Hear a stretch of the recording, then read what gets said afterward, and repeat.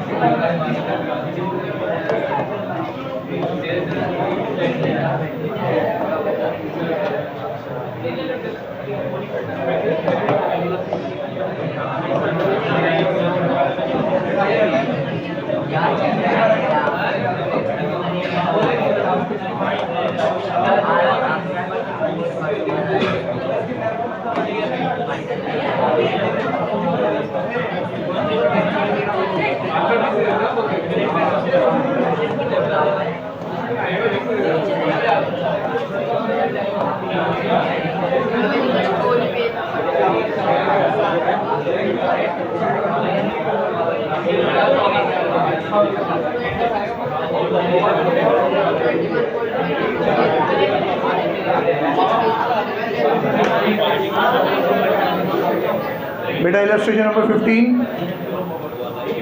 Number 15 एक page number 20.26। एक बार illustration को देखो और इलस्ट्रेशन के एंड में देखो टेबल का पूरा टोटल लगा रखा है कि नहीं लगा रखा उन्होंने।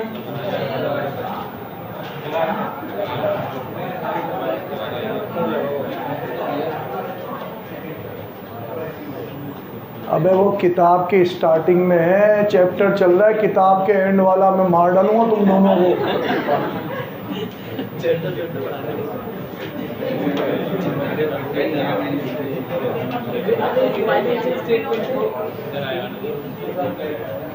चलो अपन तो पढ़ते हैं। क्वेश्चन के एंड में देखो टोटल लगा हुआ है ना, डेबिट साइड क्रेडिट साइड का। इसका मतलब ये क्या है, ट्रायल बैलेंस है। ट्रायल बैलेंस है तो 50-50 हो जाता है ना। ओके, तो अब एक काम करो, आप लोगों को चीज़ें याद रहे, इसलिए इलस्ट्रेशन नंबर 15 के आगे लिखो, जहाँ इलस्ट्रेशन नंबर 15 लिखा हुआ है टॉप मोस्ट में उधर लिखो trial balance 50-50। Trial balance 50-50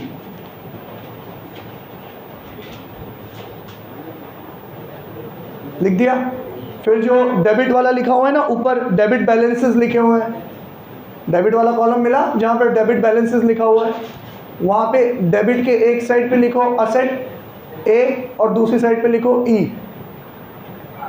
debit के एक साइड पे लिखो ए और डेबिट के अगली साइड पे लिखो ई फॉर एक्सपेंस। और जहाँ क्रेडिट बैलेंस लिखा हुआ है वहाँ क्रेडिट के एक साइड पे लिखो एल और एक साइड पे लिखो आई। 50-50 का मतलब समझ गए। डेबिट साइड में जितने भी अमाउंट्स हैं या तो वो असेट होंगे या फिर एक्सपेंस होंगे, और लाइबिलिटी साइड में जितने भी क्रेडिट साइड में जितने भी या तो वो लाइबिलिटी होगी या इनकम होगी। ठीक है, चलो 3 गद्दार मिलेंगे आपको, सेल्स रिटर्न, परचेज रिटर्न और ड्राइंग्स। ठीक है, ओके। अब अपन स्टेप 1 पे चलते हैं, मार्किंग। और मार्किंग में फुल फ्लेज मार्किंग कराऊंगा। फुल फ्लेज मार्किंग कराऊंगा मतलब मैं सिर्फ ALIE ये मार्क नहीं कराऊंगा, ये तो एक सेट हुआ, ये तो लिखना ही लिखना है। सेकंड, 3 गद्दार मिले तो वो गद्दार जिस प्रिंसिपल अकाउंट से माइनस होते हैं वो लिख देंगे। जैसे सेल्स रिटर्न मिला तो लिख देंगे सेल्स माइनस, परचेज रिटर्न मिला तो लिख देंगे परचेज माइनस, ड्राइंग्स मिला तो लिख देंगे कैपिटल माइनस। ये दूसरा सेट हुआ।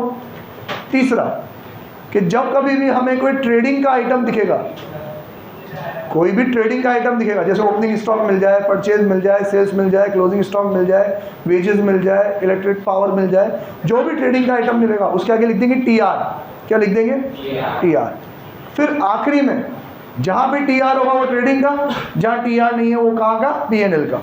तो चलो, तो पेन पेंसिल हाथ में रखना, प्लीज़ सुन के अच्छे से समझ के मार्किंग करना। मार्किंग करने में पीछे रह जाओगे तो आगे की बातें समझ नहीं पाओगे। सबसे पहला, स्टॉक एट कमेंसमेंट। कमेंसमेंट मतलब स्टार्टिंग, इसका मतलब है ओपनिंग स्टॉक, ये है एक्सपेंस, ETR। ई लिखो, आगे डैश करके लिखो TR, मतलब ये ट्रेडिंग में जाएगा। Next, purchases and sales. ये एक साथ कैसे दे दिया? परचेज भी और सेल भी, ये तो दोनों अलग अलग होता है। तो अमाउंट्स में जाके देखो, डेबिट साइड में भी अमाउंट होगा, क्रेडिट साइड में भी अमाउंट होगा। डेबिट वाला अमाउंट कौन सा कहलाएगा? परचेज। क्रेडिट साइड वाला अमाउंट कौन सा कहलाएगा? सेल्स। तो ठीक है, आप परचेज के साइड में लिखो E, सेल्स के साइड में लिखो I, और फिर एरो करके लिखो TR। दोनों ही कहाँ जाएंगे? ट्रेडिंग में। समझ ला? Next, returns. सर कौन सा रिटर्न? परचेज के सेल, वापस से अमाउंट में जाओ, दोनों हैं। अब थोड़ा सा दिमाग लगेगा जो तुम में बहुत कम है, कि जो डेबिट वाला है वो कौन सा रिटर्न है? Sales return. इतनी बड़ी बात।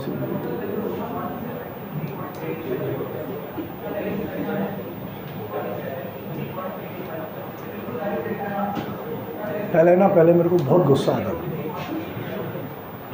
बहुत गुस्सा। और बच्चों का गुस्सा ज़्यादातर मम्मी पे उतरता है।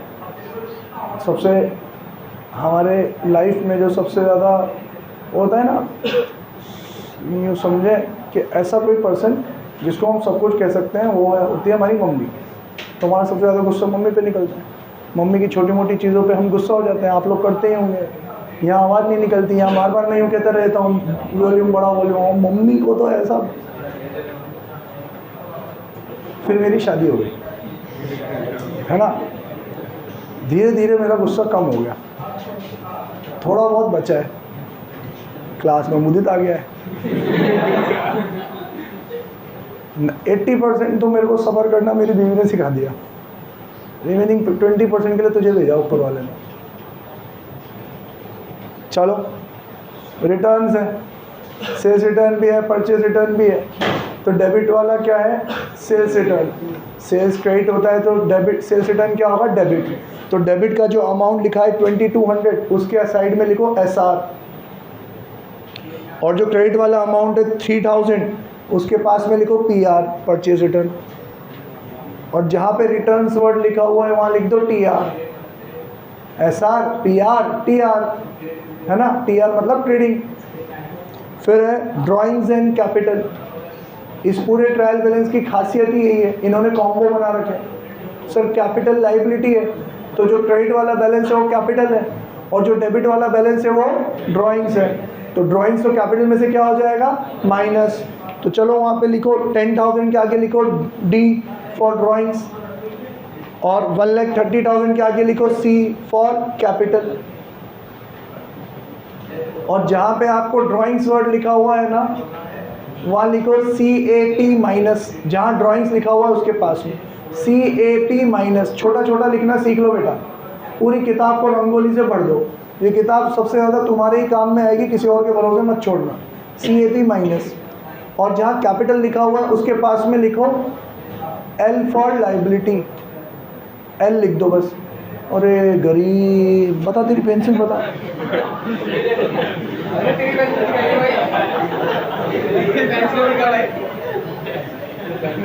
बता भाई। और भी है क्या कोई गरीब? और कोई बेचारा समाज की मुख्य धारा से दूर रह गया है?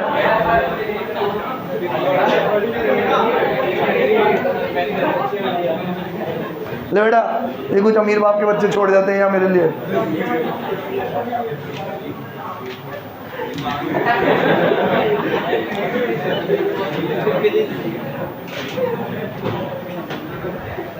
Thank you. ले, अरे तेरे को दे दी थी मैंने लगी।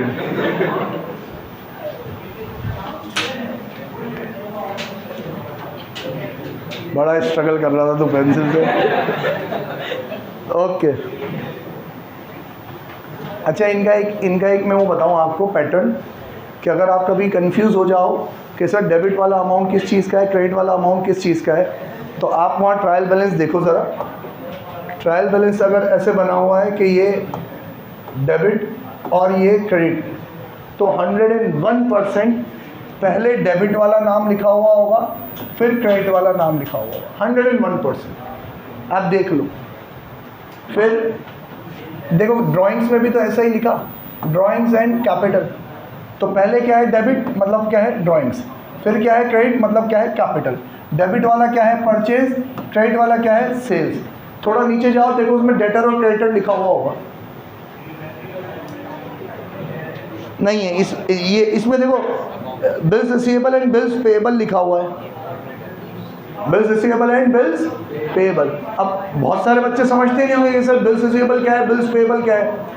तो डेबिट वाला बिल्स रिसीवेबल, क्योंकि पहले बीआर लिखा हुआ है ना, तो डेबिट वाला बिल्स रिसीवेबल, क्रेडिट वाला बिल्स पेएबल। रिसीवेबल मतलब मुझे पैसा रिसीव करना है, क्या है मेरे लिए असेट। पेएबल मतलब मुझे पैसा पे करना है, क्या है मेरे लिए लायबिलिटी। ठीक है, शुरू से चलते हैं। तो ये एक टेक्निक सिखानी थी कि जब दो चीज़ एक साथ हो तो पहले वाला डेबिट, दूसरा वाला क्रेडिट मोस्टली। अब डेबिट है तो या असेट है या एक्सपेंस है, डेबिट है तो असेट है या एक्सपेंस है, क्रेडिट है तो लायबिलिटी है या इनकम है। ओके, ड्राइंग्स इन कैपिटल हो गया। कार्टेज, कार्टेज के आगे लिखो expense TR. Factory heating and lightning, expense TR लिखना बाबू।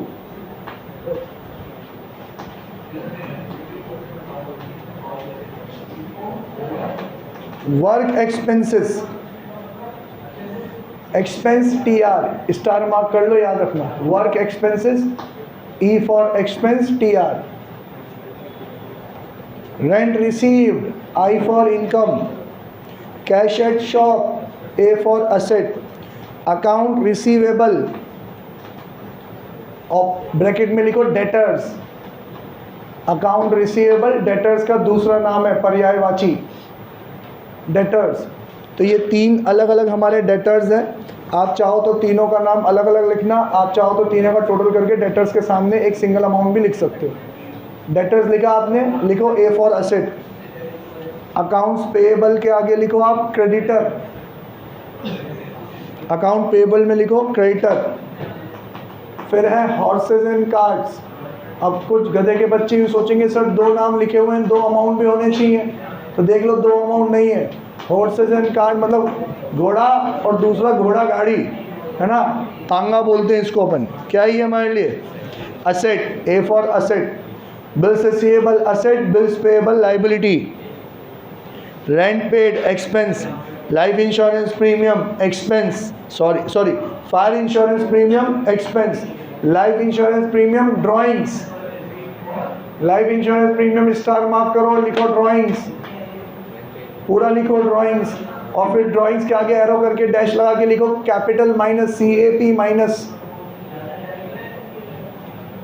बैंक ओवरड्राफ्ट अंडरलाइन करो, ओवरड्राफ्ट लिखो लायबिलिटी। बैंक इंटरेस्ट, तो बैंक इंटरेस्ट सर मिला के दिया तो देखो कौन सी साइड अमाउंट है, डेबिट साइड है कि क्रेडिट साइड है।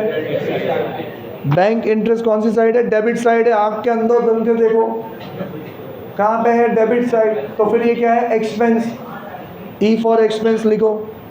Telephone expenses, E for expense. Advertisement expense लिखा हुआ ही है, ई for expense. Salaries and wages, star mark करो, अंडरलाइन करो सैलरी। और देख लो दो अमाउंट नहीं लिखे हुए होंगे, एक ही अमाउंट है। तो ये मैंने पिछली बार समझा दिया था। चेरी कहाँ गई, समझाया था ना बेटा तेरे को। सैलरी लिखा हुआ है तो कहाँ जाएगा ये, P&L में। सैलरीज एंड वेजेस में आगे सैलरी लिखा हुआ है इसलिए P&L। अगर यही नाम उल्टा होके आता, वेजेस एंड सैलरी आता, तो पहले क्या लिखा हुआ है वेजेस, तो फिर कहाँ जाता ट्रेडिंग में। हाल फिलहाल लिखो ई फॉर एक्सपेंस और डैश करके लिख दो P&L, कन्फ्यूजन ना हो इसलिए। फ्री होल्ड प्रॉपर्टी असेट मतलब ज़मीन, दो प्रॉपर्टी आती है, फ्री होल्ड और लीज होल्ड। फ्री होल्ड मतलब पूरा 100% चित्र बना रहा है बेटा दीवार पे, ठीक क्या कर रहा है?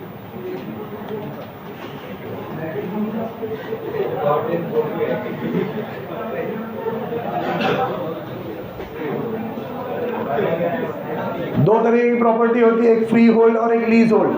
फ्री होल्ड मतलब मेरा मालिकाना अधिकार, मेरी ज़मीन है। लीज होल्ड मतलब जिसको मैंने लॉन्ग टर्म लीज पे ले रखा है।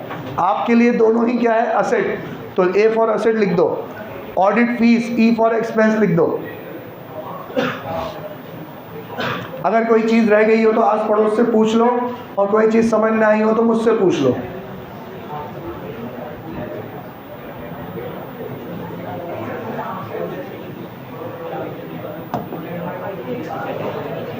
हो गया क्या?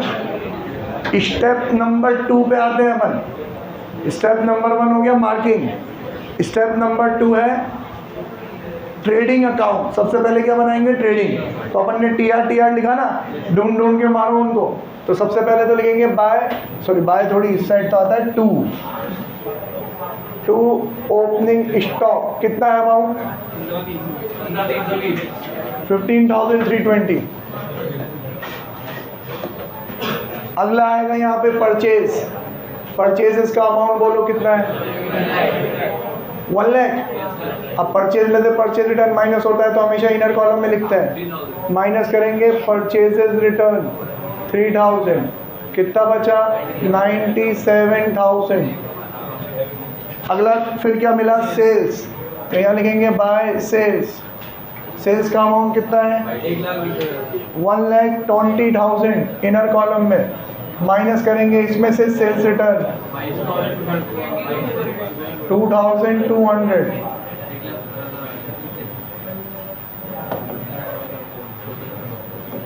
$1,17,800। इसके बाद अब आप टीआर ढूंढ के मारो भाई। और आपको टीआर कहाँ मिला? कार्टेज। कितना है? 2,200। तो यहाँ लिखेंगे अपन टू कार्टेज 2,200। फिर नेक्स्ट टीआर कहाँ मिला हमको? Factory heating and lightning. तो to factory heating and lightning. कितना अमाउंट? 6,600। प्लीज़ मुदित सो मत जाना तू, है ना। इसके बाद वर्क एक्सपेंसेस। तो टू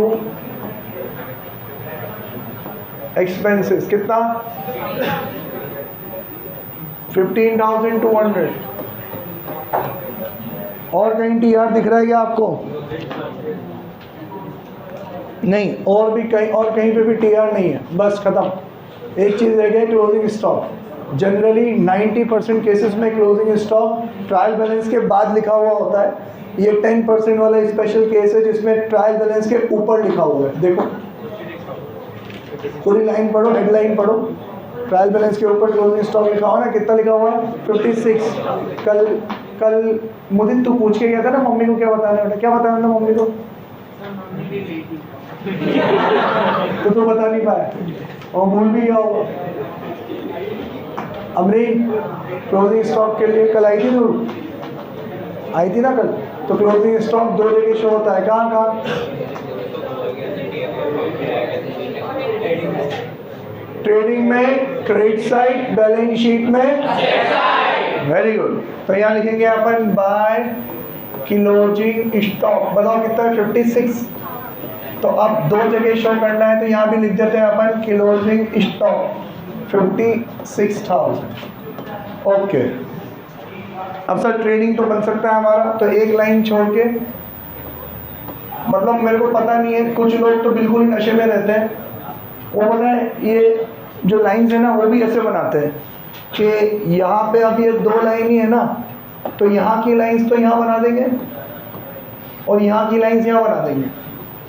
उनको ट्रायल में लड़ा लगता है मुझे, ठीक है।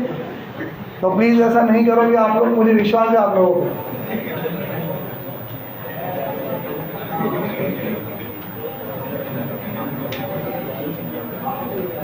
आमने सामने फॉर्मेट पूरा कर देता हूँ। यहाँ लिखेंगे अपन to gross profit carried down, जो भी अमाउंट आएगा by gross profit brought down.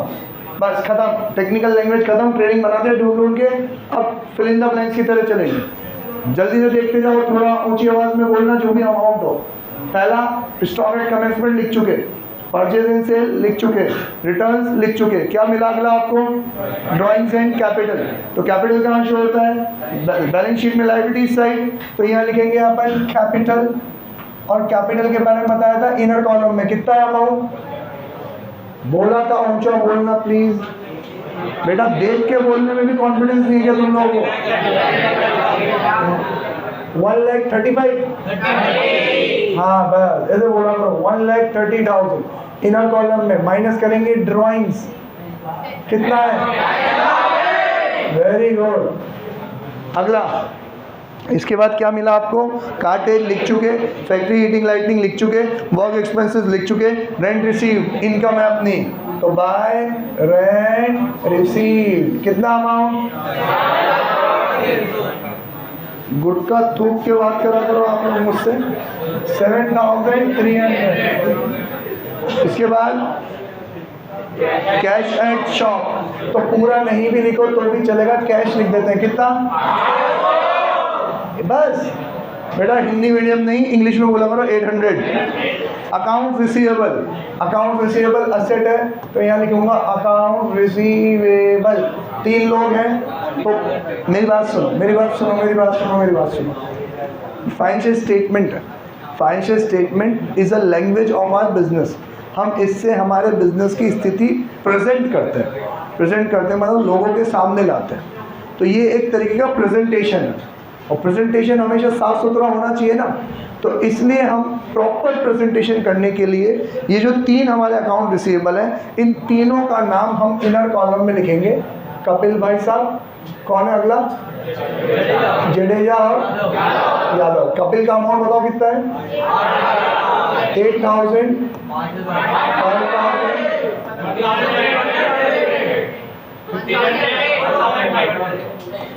Total कितना हो गया ये? 14,500। और प्रेजेंटेशन सीख चुके हो आप। अगला क्या है? Accounts payable. कौन है इसमें? प्रभाकर और तेंदुलकर। तो यहाँ पे हम लिखेंगे कैपिटल के लिए अच्छी खासी स्पेस छोड़ा करो। अकाउंट्स पेएबल, एक तो प्रभाकर और ये तेंदुलकर। प्रभाकर भाई साहब कितने पैसे देने हैं? 16,000, 7,540। 16,000, 7,540। टोटल कितना हो गया? 23,500।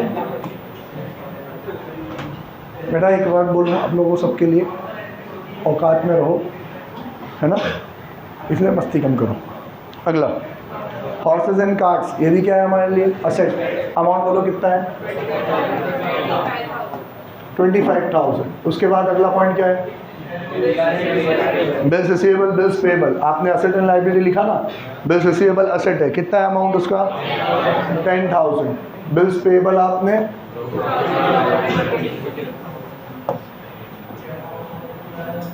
2,120 बिल्स पेएबल। इसके बाद रेंट पेड, क्या है ये? एक्सपेंस। तो यहाँ लिखेंगे टू रेंट, कितना? 15,000। उसके बाद अगला पॉइंट क्या है? फायर इंश्योरेंस प्रीमियम, तो टू फायर इंश्योरेंस प्रीमियम, कितना? 4,800।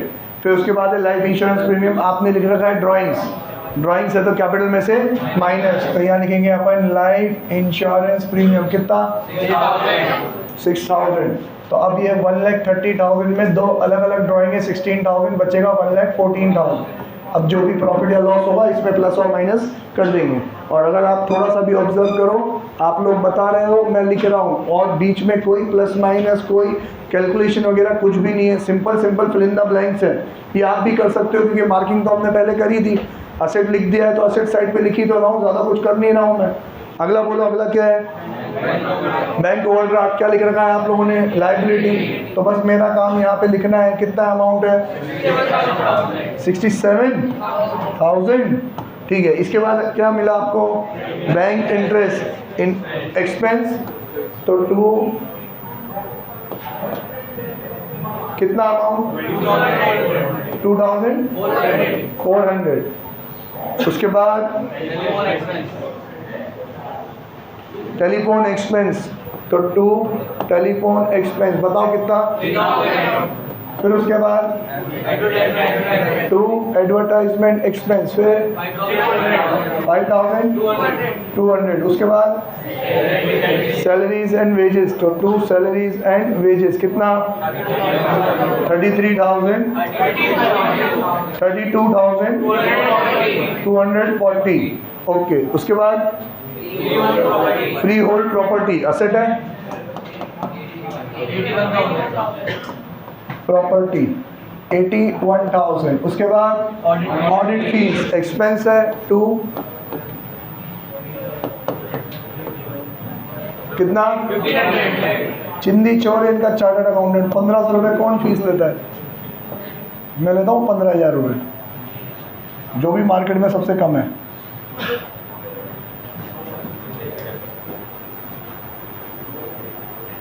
जिसका मुझे था इंतज़ार वो घड़ी आ गई।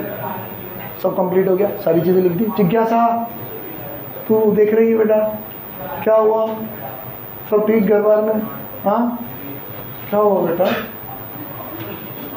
मुस्कुराना है मेरे को ऐसा क्यों लगता है कि आप में से कुछ लोग तो ऐसा लगता है जैसे मैयत में आए हो किसी की। सर की आज ही मौत हुई है, आर डीपेस्ट कंडोलेंस। शाहजहान क्या हुआ बेटा? कोई छोड़ के चला गया? हाँ, अरे इतना बुरा पढ़ाता हूँ मैं कि तू दिन भर रात भर वो मोबाइल देखता है। हाँ भाई ना, चलो बेटा चलो जल्दी जल्दी जल्दी करते हैं हम। अब उसको नींद आ रही है, बेचारे को सोना है घर जाके, है ना? बट टाइम तो बहुत है हमारे पास। एक क्वेश्चन और करेंगे, टोटल करते हैं। पहले इनकम साइड का टोटल 1,17,000 और 56, 1,23,000, 1,73,000। तो यहाँ पे पेन चेंज कर रहा हूँ ताकि आपको कैलकुलेशन का समझ पड़े। 1,23,000, सॉरी 73,000, 1,73,800।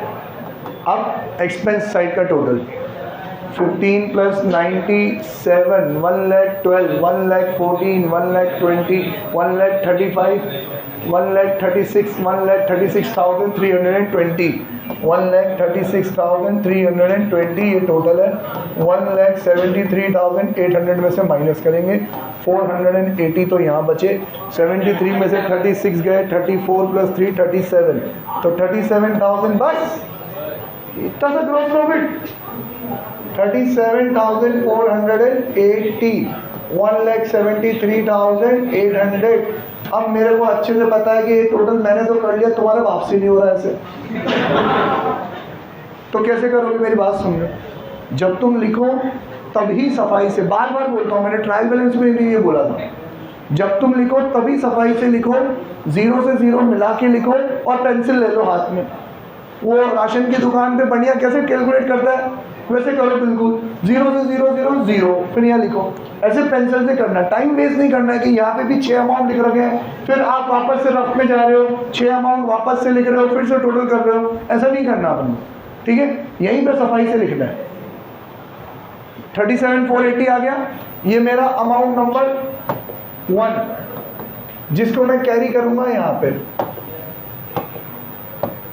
37,480, 37 + 7 44,780, 44,780।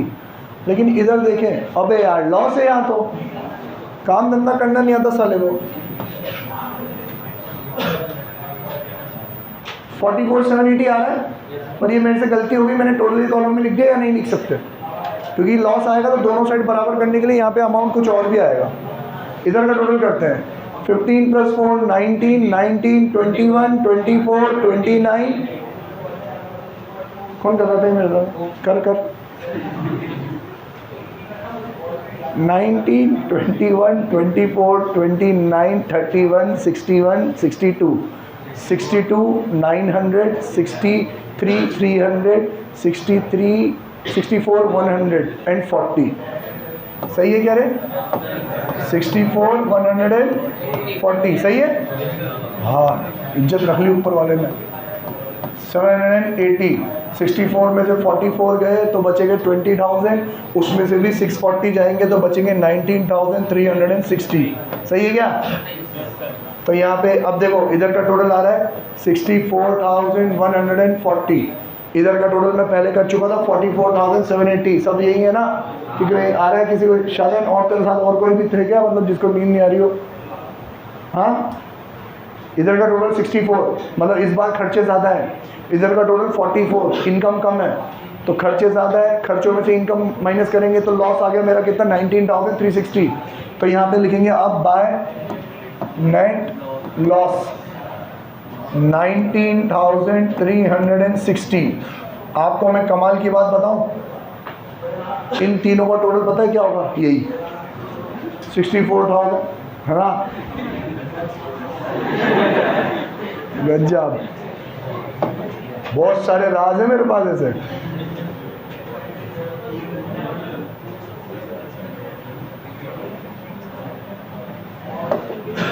$64,140। भाई प्रॉफिट होता है तो मालिक माई बाप सब आपका है, लॉस हो रहा है तो तुम ही हो, माता पिता तुम ही हो, तुम ही भुगतोगे। माइनस करेंगे लॉस या नेट लॉस, कितना? 19,360।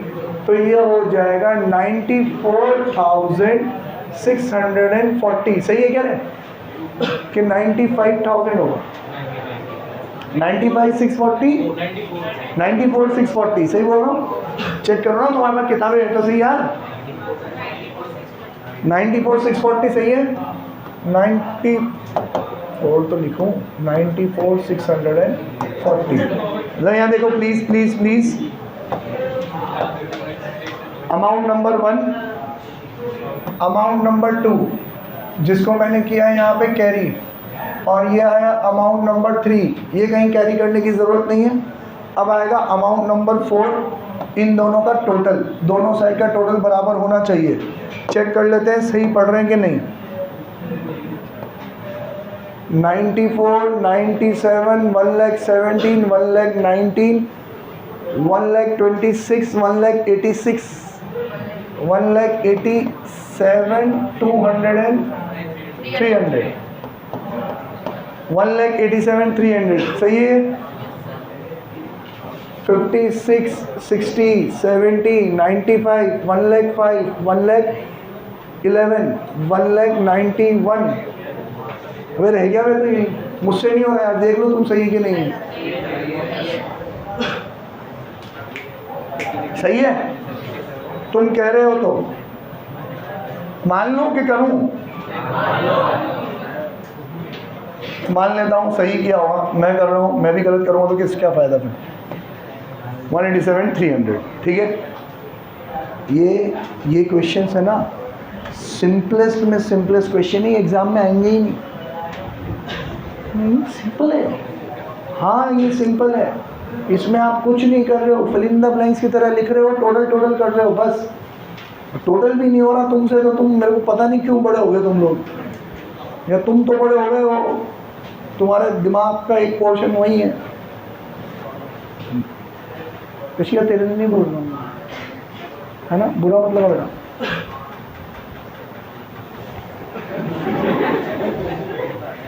बाहर ले जाए दुनिया। अगला क्वेश्चन कर रहे हैं अपन। अब बोल।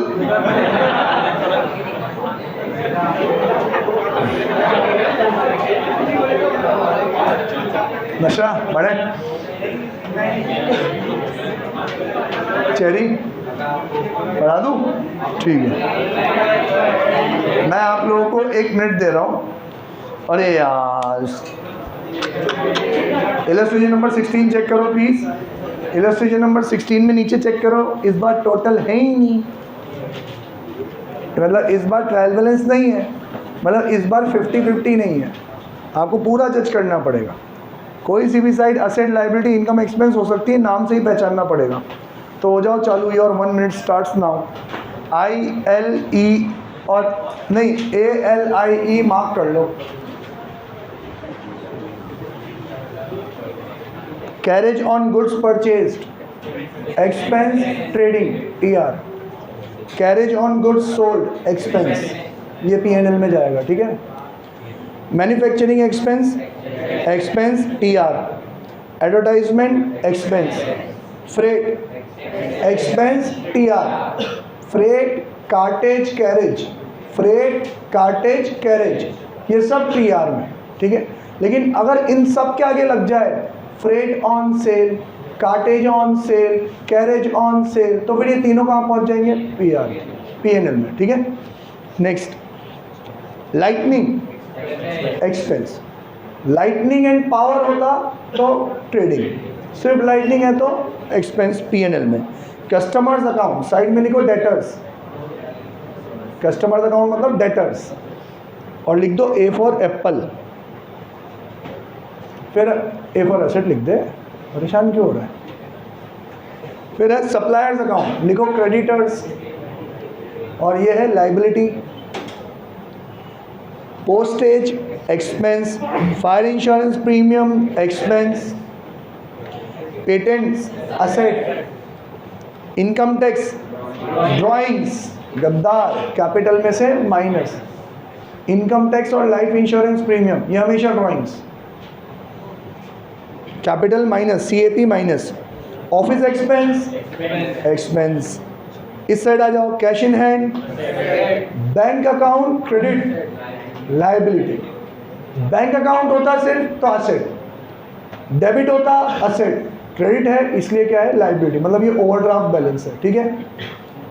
मोटर कार, ड्राइंग्स, कैपिटल में से minus. Audit fees, plant, repairs to plant, stock at the end, closing stock. 3 star mark कर लो इसके आगे, 3 स्टार मार्क कर लो, इसकी कहानी कल सुनाएंगे। परचेज लेस रिटर्न्स, मतलब परचेज में से परचेज रिटर्न इन्होंने माइनस कर रखे हैं, कहाँ जाएगा ये? Expense trading. Commission on purchase, तू माल परचेज करेगा तेरे को कमीशन मिलेगा, expense trading, expense trading. Incidental trade expenses, expense trading नहीं, नाम ट्रेड एक्सपेंस होने से वो ट्रेडिंग का खर्चा नहीं हो जाता। ट्रेड एक्सपेंस मतलब व्यापार से जुड़ा हुआ खर्चा, मतलब सेल्स से जुड़ा हुआ खर्चा, कहाँ जाएगा ये? P&L में।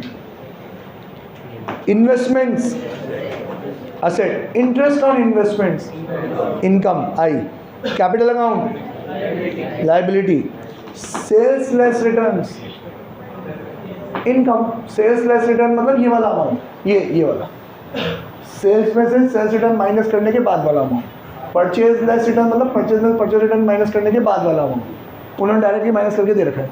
तो परचेज एक्सपेंस है TR, सेल्स इनकम है TR, लिख दिया ना आपने I और TR।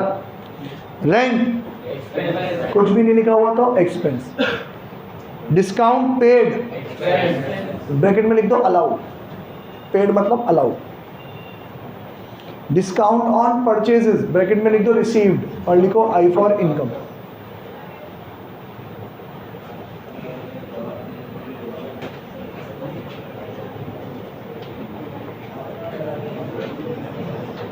बहुत सारा टाइम बाकी है यार।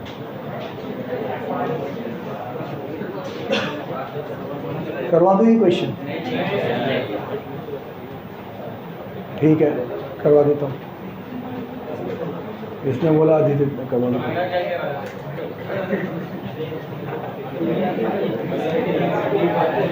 चल एक काम करते छोटा सा काम करते। अबे आखिरी तो ये यार,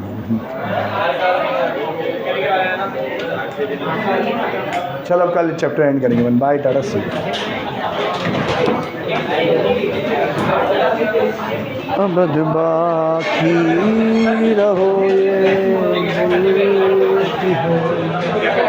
कल टेस्ट है भैया, कल टेस्ट है। बेटा एक मिनट रुक जाओ, कल टेस्ट है, पढ़ लिख के आना अच्छे से, ठीक। कल के टेस्ट पे बहुत ज़्यादा इम्पैक्ट पड़ेगा आपके पेरेंट्स पे।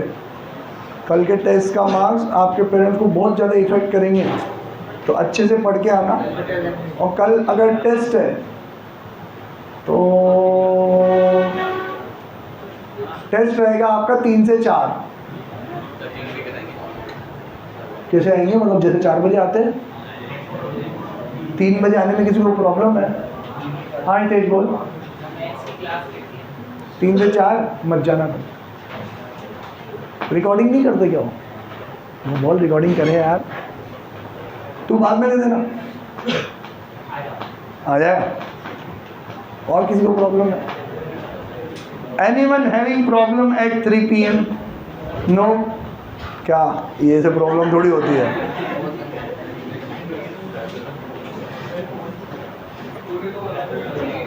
तो 3 बजे आप लोगों का टेस्ट है। अगर आप मना कर दे तो मैं नहीं रखता, लेकिन आप मान गए तो ठीक है। 3 3:30 से 4:30 रख लो। ऐसा कर लें, 4 से 4:30 वाली क्लास कैंसिल। नहीं ऐसा नहीं करें, क्लास भी पढ़नी है।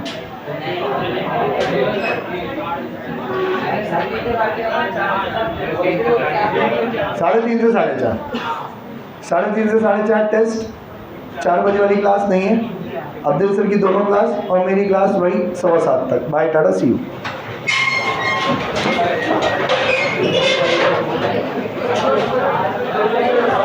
ये बंद है।